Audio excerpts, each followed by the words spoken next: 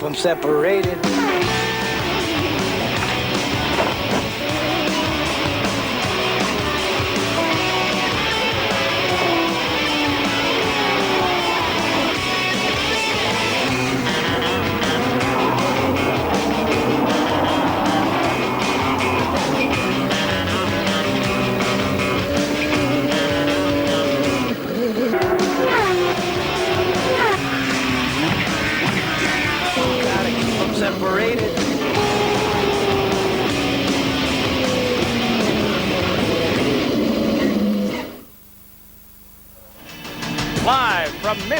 International Speedway. It's the Michigan 500, presented by Speed Stick on one very, very hot day.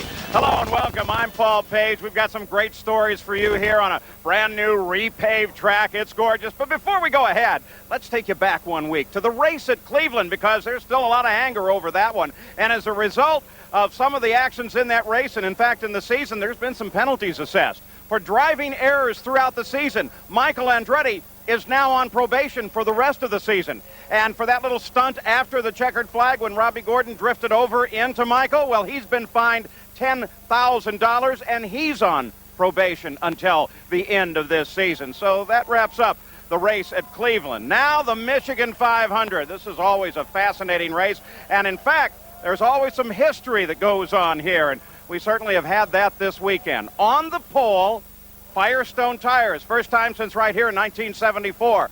A Honda engine, first time ever. And this gentleman, Parker Johnstone, who has never started on an oval.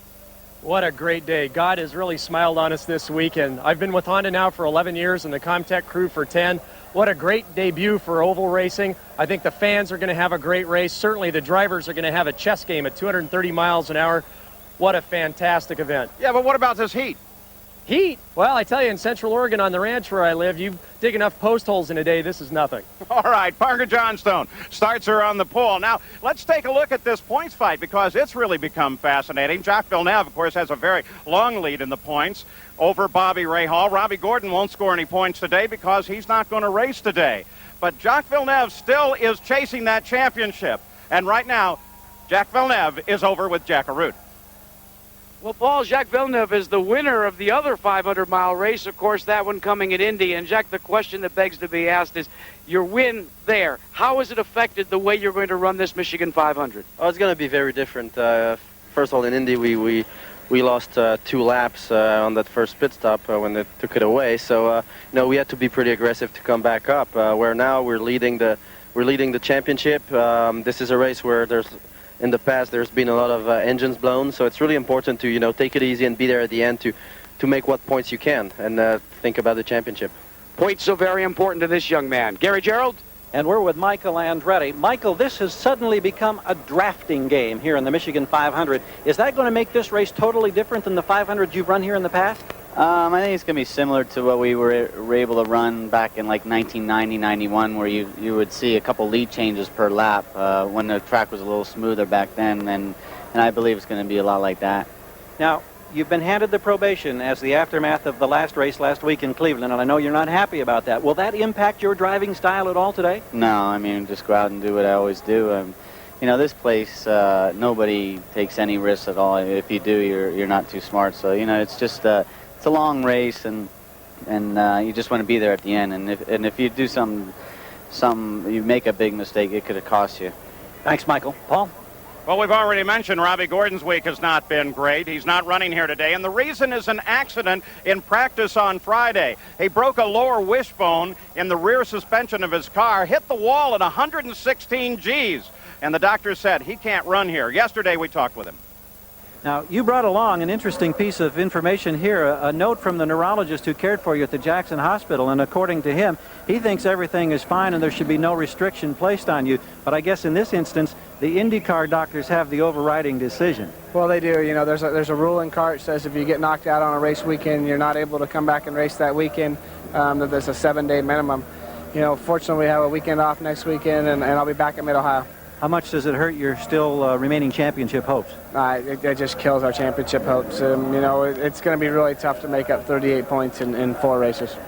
In fact, it's so frustrating for Robbie Gordon that he's not even at the track here today. In the center of the front row, they're going to start rows of 3 here today. Teo Fabi. Teo, 1983. You were a rookie pole sitter here. Did you have any advice for Parker Johnstone?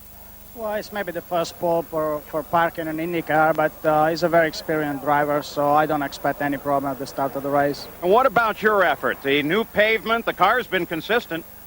The car has been very fast the whole season, but we have to win our first race yet, and I think today we have a good chance because the car is very strong. But it's going to be a very, very fast race, and if you want to win this race, I think you have to run fast from the first lap. All right, Teo Fabi starts from the center of the front row. Another story here today is that of Jimmy Vasser. Let's go to Jack Arute. Well, Jimmy Vasser off a win at Portland, and then last week a strong third-place finish. You're starting to be spoken about as a potential winner here in the 500. What are your major concerns?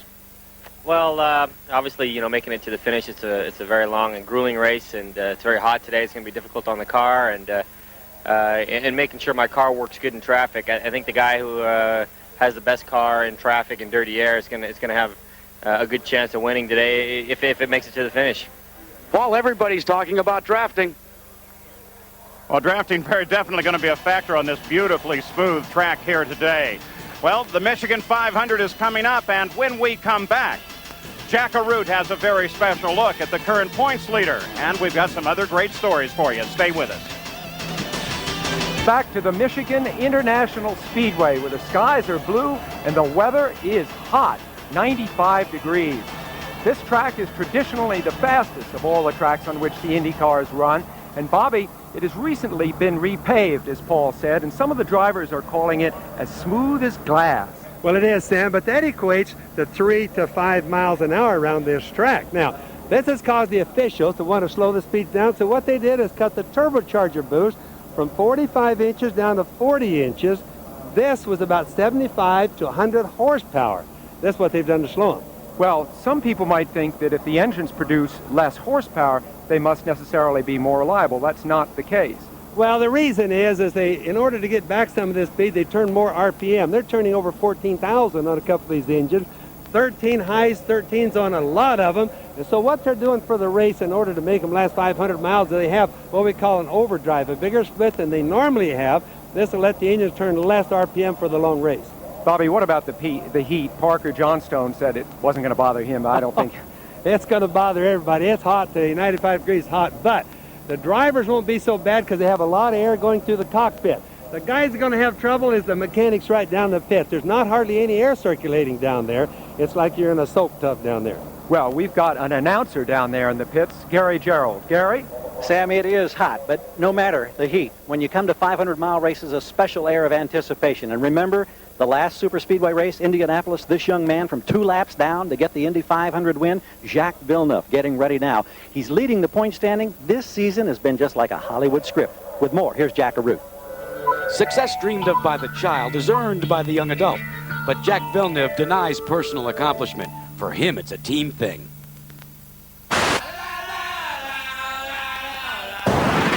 Well, I was born in Montreal, near Montreal in Canada.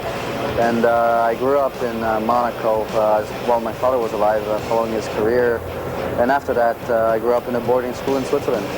I got into racing because I've always wanted to race. I've always loved speed, risk, being on an edge. Jacques was only 11 when his father Gilles died in a terrifying crash, but there are memories. You know, I'm really proud to be his son. He's accomplished a lot in motor racing. He's a legend, basically. I don't know if a young gun is a lack of intimidation. It may have been an absence of intimidation, personal drive, and self-promotion, which quickly moved him through Formula 3, Atlantics, and into Indy cars. Every year I went up, it took a little while to adapt to the power, to the speed. But once you adapt to that and you're relaxed inside a race car, it feels like any other type of series. It's only that this one is very competitive. To me, it's not a choice between F1 and IndyCar, it's a choice between teams. Forget the legacy. How does he pronounce his name? Jacques Villeneuve. Yeah, now I got it, I think. Well, when we come back, we'll be ready for the start of the Michigan 500, and we'll take a look at the starting lineup on this very, very hot day. Grandstands are full, the engines are started, and we're very close to the green flag in the Michigan 500. So let's take a look at the starting field. On the pole is Parker Johnstone. In only his 10th start, the rookie qualified nearly 2 miles an hour faster than the field. In the center of the row, Teo Fabi. 2 of his career wins have come on ovals. And on the outside is Michael Andretti. He's the only 2-time winner in today's field. In the second row, Jacques Villeneuve. He won last week at Cleveland. And in the only other 500-mile race this year at Indy. The center is Jimmy Vasser, the Portland winner, making his second start here at Michigan. Outside is Mauricio Guzman, Big Mo. He was leading at the halfway point at the Indy 500. In row 3, it's Brian Herta coming off a career-best second-place finish last week at Cleveland. Paul Tracy is in the center of the third row. One of his 2 wins this year came on the oval at Milwaukee. Outside is Danny Sullivan, the winner here in 1988. In the fourth row, Andre Ribeiro. He's running the same Honda engine that sits on the pole. In the center is Adrian Fernandez, who has scored points in the last 6 races in a row. And outside is Scott Pruitt. The last win for Firestone Tires came here in 1974, and Pruitt's racing on him. In row 5, Al Unser Jr., the winner of the fastest 500-mile race ever here in 1990. In the center is Raul Boesel and Gilles de Ferran. In row 6, Bobby Rahal, Emerson Fittipaldi, who scored his first IndyCar victory here 10 years ago, and outside is Eddie Cheever. In the 7th row, Carlos Guerrero, Buddy Lazier, and Stefan Johansson. In row 8, Lynn St. James, away from her announcer duties, back behind the wheel. Eliseo Salazar is in the center of the row, and outside is Alessandro Zampedri. In the 9th row, 2 cars, Christian Fittipaldi and Hiro Matsushita.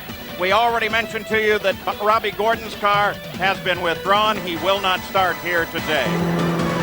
So on the line, 250 laps, 5 miles, a 2-mile high bank speedway. Fuel stops come about every 34 laps or so. And in the Nations Cup battle, the United States continues to dominate over Canada and Brazil. And that one will go down to the end of the year, no question about that. In today's field, mostly Renards. There's the engines and the tires. And in the Manufacturers' Championship now, Ford Cosworth still pulling ahead of Mercedes-Benz. Now the crowd on their feet, waving them on. Let's go pit side before the start at Jackaroo. Well, Paul, just about 4 hours ago, Rick Mears, the multi-500-mile champion who has since retired from IndyCar competition, moseyed over to Parker Johnstone's pit area and had a half-hour conversation with Parker Johnstone. The whole conversation centered upon 2 things: how to start this race and how to stay out of trouble. Afterwards, Parker Johnstone said, "I believe I've got exactly the advice that I need." Gary? We're in Parker Johnstone's pit, and the crew has just learned from engineers who monitor track temperatures 138 degrees as we await the start of this race. That's the surface temperature of this 2-mile oval. We've talked about the stresses, the loads on the suspension in these cars in the past. The bumps are gone. It's going to be sensational racing, but it is so very, very hot. You wonder what toll that may take on equipment and driver before this afternoon is over. And right there is just the perfect picture to show you how beautifully smooth this repaved track is. The drivers say it's like glass, as Bobby Unser suggested, and that could make for one incredibly fast race. The fastest 500 ever was run here. Will it be faster here today? Take a look at a couple of the onboards we've got for you. This is for Michael Andretti. He'll start outside the front row. Paul Tracy is a bit back in the field in 8th starting position. And Bobby Rahal, of course, we have that camera mounted right on the nose of his car, starts back in 16th position. And Stefan Johansson a little further back in 21st. Again, the camera is right there on the nose of the car. Brian Herta's car. Now we've got a good set of cameras on his car as well. And then